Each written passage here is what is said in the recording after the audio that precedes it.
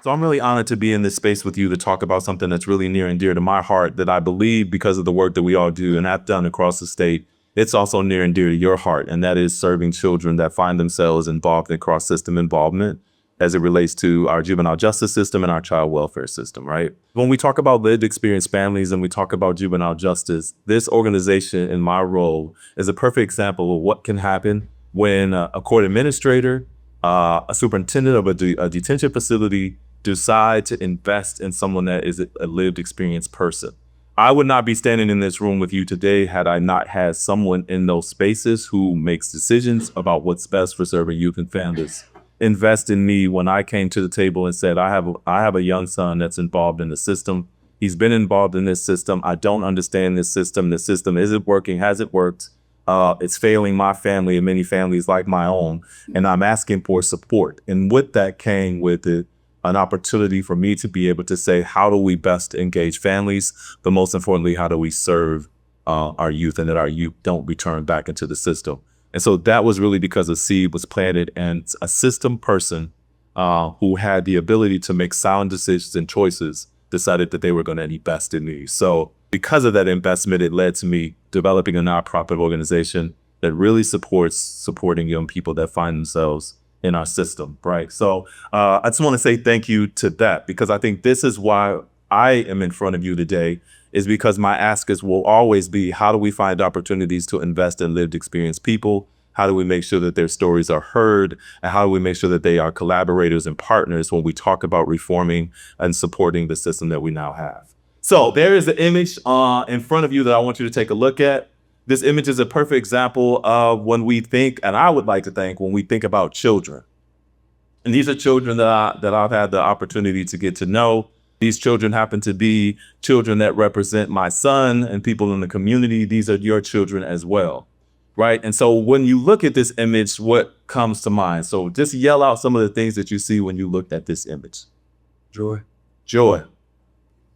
Youth. Confidence. Fun. Fun. Relationships. The future. Potential leaders. What happens when you see them again? What are some of the things that might pop up? Lack of control. Stereotype. Who I'm budgeting for. Who I'm building programs around. I'm trying to make decisions, or if this young person will go to a residential treatment facility that no longer provides support in the state of Michigan because we can't find them. I may try to find angles in which we're trying to get them in a foster care program because we know that foster care is a struggle.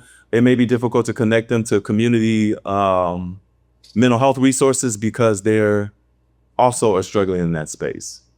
Oftentimes in this work, people like me, people that serve in the organization that I work closely with, we don't get to see court administrators. Don't often hear about them. We know that somebody's making decisions. We often equate decision-making to judges, but we often don't necessarily, I didn't know who my court administrator was. I had no idea who they were. I knew I had a judge, I knew I had a probation officer, and it really stopped there. And it wasn't until I've had the opportunity to walk alongside many of you in this space that I discovered that you play a huge role. And so to be in this space with you is an important opportunity because I get a chance to talk about the why. So one of the things I think for the organization that I have the opportunity to lead is that our really main focus is really to fill in the gap. We know that we have young people that are involved in our systems that struggle to connect both with themselves as well as the community. And we recognize that our young people need support and they need programming. When my son was involved in the juvenile justice system, one of the first things I did not look for is a program, but I asked for help. And I stand before you a little bit more polished than I originally was back in 2010 when I showed up to the court asking, when my son was sent to the Juvenile Justice Center. I wasn't as polished as I look now. I was agitated. I was pretty pissed off. I was hurt. I was angry. But I was also very much relieved that he was in a system now because I wanted the system to punish him. And I wanted them to fix him because once they fixed him, he could come home and he would do well. And unfortunately, that is not how the system worked, right? And so what I learned is that we needed programming to connect those dots for our young people. And so the Delta Project was created really out of being involved in a residential treatment program in Kent County. the detention center there, or here, shall I say. And it was really around how do we support young people that find themselves in this system. So our mission is really to break the generational cycle of incarceration by connecting young people to programs. And one of those programs is mentorship, coaching, and storytelling. I often talk to people when I'm talking about the court. The story is very skewed. When I think about family court, I don't often think about family court in a positive way. Most people don't. When most families show up to family court, they don't necessarily feel like it's a partnership or a relationship. Why might they not feel that way? Because they're showing up in a moment of crises, right? And when they show up, who do they connect with? And one of the things that we're trying to do at the Delta Project is really help tell those stories. Why is it important for us to know who our customer is? Why is it important for us to know what their experiences are when it comes to the family court, as well as our organization? So we get an opportunity to help tell those stories. And this is one of my favorite quotes. I share it all the time. And someone said, Cole, is this your quote? I'm like, no, it's not my quote, but I use it so much. It says, children that are not embraced by the village will burn it down to feel its warmth. I think that's probably one of the most important quotes I have heard in my time on this planet, because it really speaks to what happens when children are dysregulated, when their nervous system is activated, when they are acting out in our schools, in our communities, in our courts, in our detention center. They are dysregulated. And when they do that, they are asking for something. And oftentimes what we know from trauma, right, we recognize that a lot of times our young people do not know how to identify the feeling or emotion that they have. I've had the amazing opportunity also to work in Ottawa County and to work alongside Anne and Kathy and Tom in this space. And I can speak to what it's like to be able to bring together probation officers, therapists in a space with families and find an opportunity to work alongside them. I've been in positions on this side of the court side to be able to go into a home and provide my expertise as the lived experience father, and then see a probation officer helping plaster up a wall that a child punched a hole in it because they're trying to figure out how to become. And I think these things are really important because what our children and our families are doing is that they are responding and acting out of their experiences, and they are burning down days to be connected. And I know there's a lot of research that currently exists that talk about the power of belonging. And I do agree from my experiences that young people want to belong to something. They may not know how to identify what that is, but they want to belong to something. And they find themselves trickling their way up or through or around or up or down into our systems. And I think what's important for us to begin to start to do, as we've been doing in the last couple of years with the task force and all of the meetings that we've had and policy changes, right, is that we really have to find a way to make sure that families who enter our systems get the support that they need. I've been in spaces where we provide amazing resources, so many resources that it's not often tailored to the family in which that we serve it. And so I'm excited to be in this space right now because I think part of the work that we're trying to do in the Delta Project is really center how do we provide tailoring programming that really supports the lives of young people so that we can support this quote. If they're feeling something, we want them to feel like they belong. So one of the programs that we have is our Boys to Mentors program, and I'm gonna have Larry come up with me. And Larry, talk us a little bit about our Boys to Mentors programming and what we provide.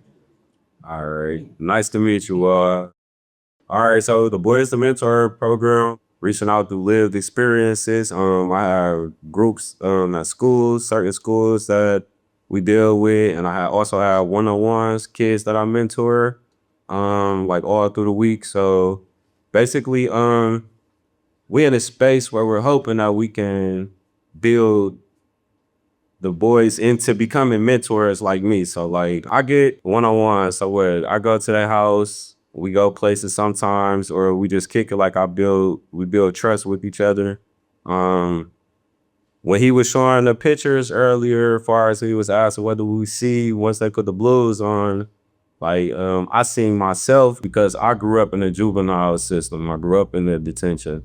I got incarcerated young. At a lot of the ages of the kids that I deal with. So I speak to them like it's genuine. It come from the heart.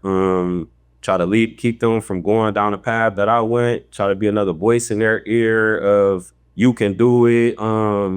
praising them for doing the right things. It's because I know how easy it is when you have no one to like be there for you and tell you like good job and stuff for getting an A or something, instead of getting in a fight and everybody like so hype about it. I know how it's easy to like get attracted to the wrong thing. So I speak from that experience. Like I lived it. I know what comes with it. I know what's down this alley right here behind this door. The groups, we got groups at certain schools. At the groups, everybody knows that like our ground rules. We come in here, we don't talk about anything outside of the group. Everybody's comfortable. They look forward to coming every week. Part of Larry's role in this space is just that. We recognize that lived experience people have to be at the table, or we need to make sure that we're braiding funding to create opportunities for them to build their tables so that they can support the people that they walk alongside.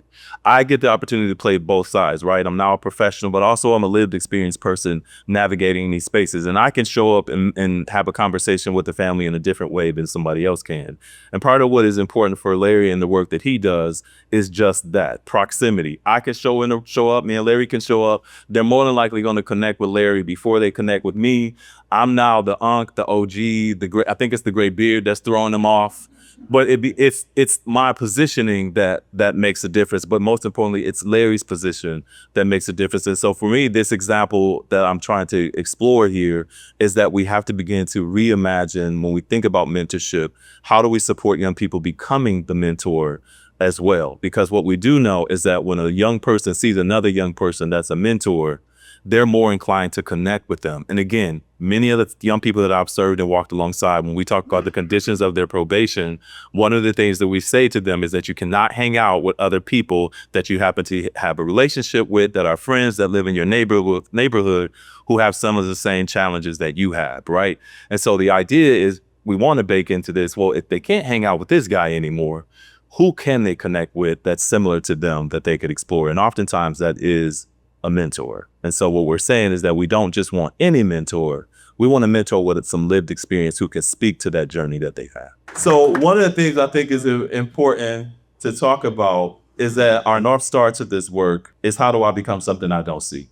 And I think that's really important. And that question was asked to me while I was a teacher in the Juvenile Detention Center. When I told a young man that, hey, when you leave detention, there are a lot of young men that are doing this work. There are a lot of men that you should connect with. There are a lot of Black and brown men that are successful. And one young man said, Mr. Cole, that all sounds good, but when I leave this detention center, the last person I see is men that look like he. I don't see men look like you with a suit jacket on. And not to say that he didn't see them, not to say that these men didn't exist in his community. Again, our young people are attracted to what they are attracted to. And so what he helped shape for me is then, how do I answer this question? How do young people become something they don't see? And what can we do as an organization to make sure that we're exploring that question and that we're using curiosity to explore that question, but we're answering that question, right? And one of the ways that we've been able to answer that question is by creating a program that supports young people through mentorship. The other piece to the puzzle is our program that's called Healthy Connections. And I'll have Ms. Shonda, who's our program director, talk a little bit about Healthy Connections and why this piece of our program is so important, because we just don't serve young men. We also know that we have young women that find themselves in the juvenile justice space as well. And so Healthy Connections is a part of making sure that we blend that support for both young women and young men. So Ms. Shonda, if you want to speak to this a little bit. Good morning, people. Just like Larry, I love working with the AITs, and adults, we are something, aren't we? So, but Healthy Connections is a part of the Delta Projects programming department. And what we aim to do is potentially like 6 things. So I'm gonna use my notes here. First, we wanna connect with centering the whole child. We wanna work with them holistically, because at the core, the simple belief is that when we support the whole child, that's academically, socially, and emotionally, we are opening the door for them to thrive and be successful in their own right. Secondly, we know that mentorship truly matters, and especially when it comes from someone who can relate to them or actually even understand them. I might not have went through the same thing that you went through, but I can empathize with you and make you feel seen and make you feel heard, right? So We do that by showing up consistently. We do that by listening to them and believing in whatever it is that they are aspiring to be. We hope to create a sense of belonging and a sense of safety when we are working with these young people. So much so that when we're not even in the building, they're calling us, right? And reaching out to us to vent or to ask about potential resources that might be available for them in the community. Next, we like to elevate their voice, right? We like to have them not just work with them, but we ask them things about their interests. We ask them to take ownership of their journey. I am huge on accountability. Yes, I hear what you're saying, but that is not the right thing to do or not the right way to handle that. So just once you create that relationship, it really is based upon relationship, like Larry said, it is huge. When you develop a safe relationship with someone, you can chew them out in love and they'll listen to you. They will. Also, we do this work not alone. We work, like Cole said, with community partners like the Kent County Juvenile Detention. We work with community-based organizations like the Arbor Circles and the Wedgewoods in the community. And then we do have school partnerships where they allow us to come in and basically interrupt their day so that we can spend time with their young people so that they can regulate, because they might be stressed out. Like they might just need a space to come in, sit down, chill out, and share what they're going through. And finally, our team leads with compassion. Our team is consistent and we aim to be professional. There's some times where I get unhinged, but I try to be professional and walk alongside with them through their challenges and through their accomplishments and success. Like I've been privileged to get the call to say, "Hey, miss, I'm about to graduate today. Like I finished school," because we work in alternative schools, so you don't have to go through the end of the school year. When you're done, you're done. Will you be there? Right? That's huge to me. For you to think enough of me to call me to be there when you finish what you've done, what you're supposed to do. So we try to create a culture of accountability and encouragement.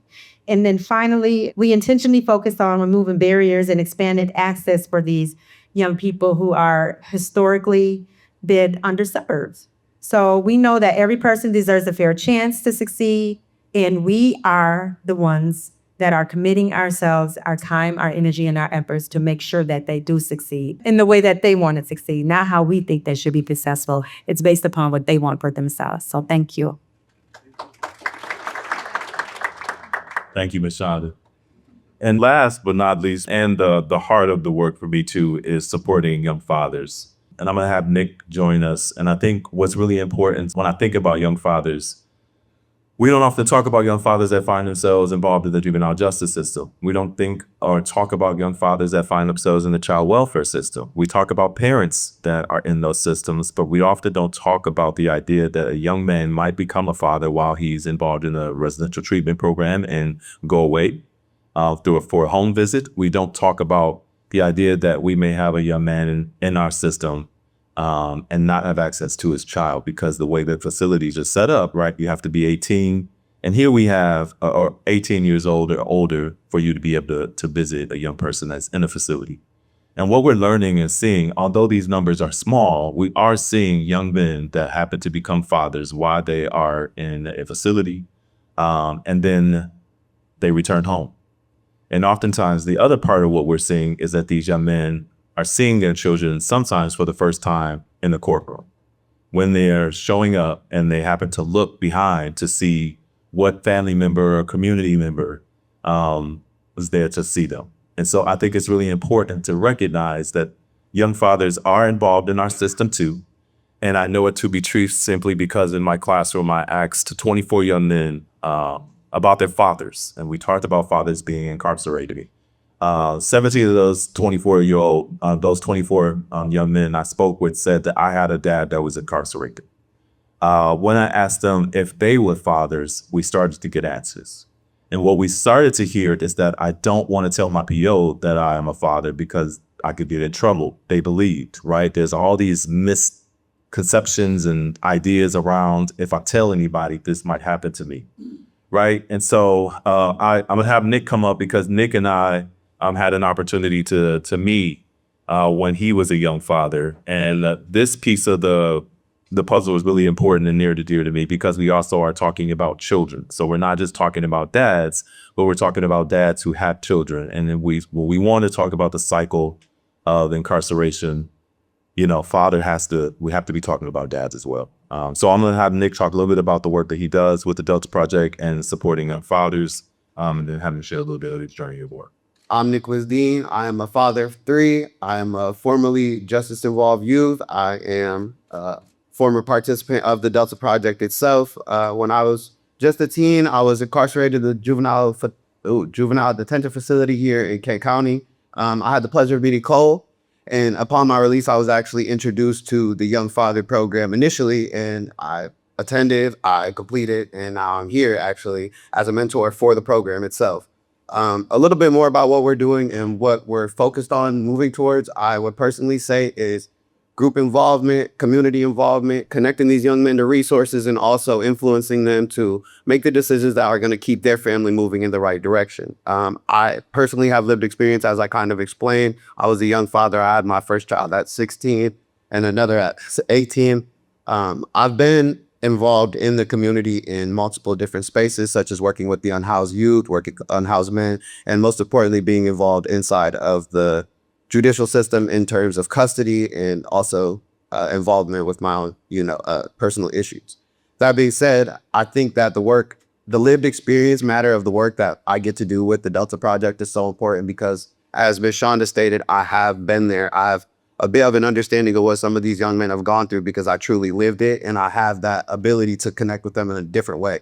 Also, like Cole said initially, his little salt and pepper kind of throws him off sometimes, He goes to that unk status. I'm still in that, nephew status right now. I'm that nephew status right now. So I think some of the guys kind of connect with me. Some of the things that we are doing, that I'm doing personally, is we recently, Cole and I, took a young man to go get his prom stuff that he needed because his support system was unable at the moment.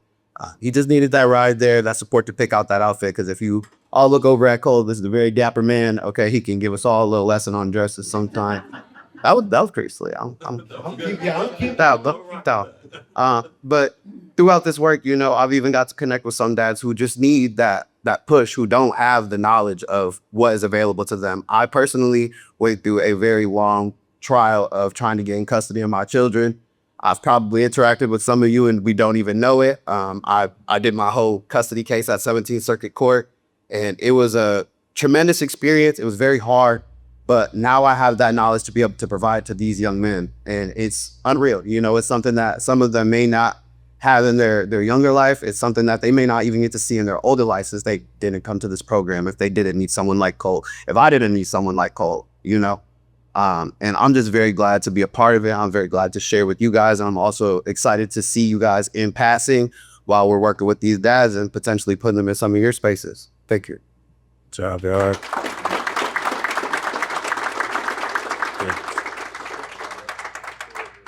I think we ought to talk about how we uplift these voices too, right? And so we have a podcast called What I Know Now. And we created this podcast because we were really curious about what are people learning after they've had the experience. What are youth learning? What are families learning? What are judges learning? What are probation officers learning? Anyone that's in that system, what have they learned along the way? And so we have had an amazing opportunity to interview and walk alongside young people and adults in the system who get to tell us what their experiences have been. So I'm going to have Katie come up and talk a little bit about the podcast and some of the work that we're doing.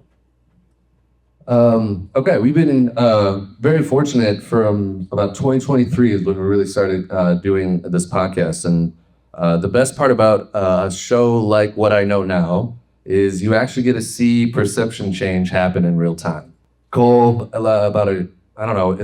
last year, he showed up to the state to ask some questions around, hey, are you guys aware of what's happening in our juvenile justice systems? And people answered him like, yeah, we're very aware. We actually watch your podcast. We see you online. We see what you're doing. We see who you're talking to. And for funding for the nonprofit, if you guys don't know, is an endless game when it comes to trying to raise funds to actually keep the lights on, really. And he was able to ask for funds simply because the podcast went out in front and actually started to build a narrative around what we're actually doing in this space. I don't want to talk like too much about like the real specifics, because what I would love for y'all to do is to actually open your phones and get at that QR code right there. Because you can sign up for our newsletter and you can actually follow us on social media and follow us on Spotify, iTunes, whatever, and watch some of the episodes and see what's going on. The reality is this work is beyond fulfilling. Personally, it's something that like me, Dom, David, and everybody that's part involved with the media team like are extremely passionate about. This is something that you will actually enjoy watching. You could throw it up on YouTube if you'd like and watch it while you're doing other things. The narrative change that you can witness and see, because people are sharing what they actually have learned from their entire life experience, and then they get really candid with us, and there's very tangible human moments that will actually benefit your own perceptions in your own life. It's helped me immensely. And we're about to start our season 3 here in about a month. So obviously, a lot of the audience for this is not only the community, but also people that are in detention themselves. And we recently got our podcast into 151 different jails for the iPads, so that people that are in the facilities could watch and learn from people that are on the other side. So it's pretty cool. So one of the reasons why this is so important, because what we really want to do too is talk a little bit about how we can get the podcast in some of your facilities. What we do know is that we've had an opportunity to interview a lot of young people that have been involved in the juvenile justice system, including the young men that are on the screen. And they talk about what their journeys have been like. And there are a lot of teachable moments, especially when young men talk about their experience, not only in the system itself, but their experiences with probation officers as well as facility staff. And I think it's a great way for facility staff to hear.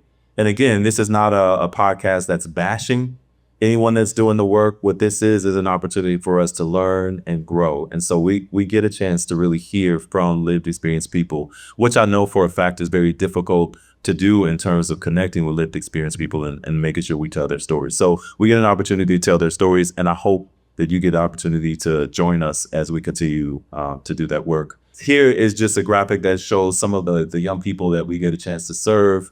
Like Nishanta said, we are in a few alternative schools. We recognize that those young people oftentimes get left behind for a variety of reasons. And so they oftentimes, because they get left behind, sometimes miss some of those real important services. We also get a chance to work with detention facilities. I have been in Genesee County at one point working with young dads that were there because we identified that there were fathers there. And so we know that our programming needs to reach the folks that we need to reach. And so we always are finding ways to create those opportunities for engagement and to support young people that find themselves in some of our spaces. Again, here are some of the staff that I get an opportunity to walk alongside me. And when I tell you guys, and I will always say this was not something I originally signed up to do. This was not something that I wanted to do when I was a little boy. I had not even heard of the juvenile justice system. So being involved in this type of system was not something I had planned or envisioned or wanted for my life. But I will tell you that once my son found himself in that space, and people invested in me, then I was able to find a way to create the vision. And I'm so honored that I've been able to have a set of team members who believe in that vision, believe in the children that we serve, and are always open and willing to find ways to support. And one of the things I think we want to talk a little bit about too is just next steps. What we know to be true is that we want to scale up at some point. I did receive some funding that would allow me to be able to do that. I was able to bring on a team that I could actually pay, right? Because that's really important. But in that, one of the things we often hear is like, for example, our Boys to Mentor program is probably one of our secret sauce programs. I get it all the time. You know, where is mentorship for young people? How do we find ways to mentor them? And so I brought that to the state, and the state was able to allow me some funding to be able to find ways to scale up. And so what we're doing now is working to build out a social enterprise model that would allow us to be able to come back into this space and say, hey, here is what we've created. Here is a Delta project that can be set up in Ingham County. Here is a Delta project that can be set up in Genesee County. And here is how you do it. And here's how you bring on lived experience people and train them. And here's what you need to do to make sure that their experience is well. And here's what happens if that lived experience person Does it show up on time or is running late? We don't fire them instantly, right? We recognize that there are so many things, and we've had some amazing experience with young people that we brought on who, when you say moving into a professional space, these are all the things that you're supposed to do. You should be able to email a response very quickly. You should be able to do all of these things that we call professional. But we soon discovered that some of our young men had just been out of a residential treatment program within 2 to 3 years. And so their time was captured through the system that they were living for those number of years. And so adjusting to this idea of moving up a ladder to becoming a professional really was challenging. And so I think what we learned is that we have a lot of amazing things to do for young people, but we also have to create a pathway for them to be able to do that. And so the end goal for us is to scale up and to be able to offer this concept, this social enterprise model, this franchise that you can take and move it into your communities as well. Because what I do know is that Cole Williams cannot do it all. And those who work with me, like, y'all, Cole, you cannot do it all. But we also know that there are ambassadors in your community. There are bridge connectors in your community. There are boys to mentors in your community. There are young dads in your community who have the fortitude and the ability to also want to see change. And we want to be able to give you the skills and the tools to be able to do that so that you can be able to do what I just did. Somebody invested in me. Here's what I've become. Here's what you can do to invest in those others so that they can become. And in doing that, my end goal for this work is that we get a chance to tell stories. And I don't know about you, but I have spent a lot of time in front of my computer collecting data and reading data and trying to understand how do we do this better. And what at the end of that is a story. And so we want to be able to make sure that we tell those stories well. And I have an amazing team that allows me the abilities to be able to do that. Thank you guys for allowing us to be in this space with you and sharing our story and our journey. We look forward to having an opportunity in the future to partner alongside. Thank you.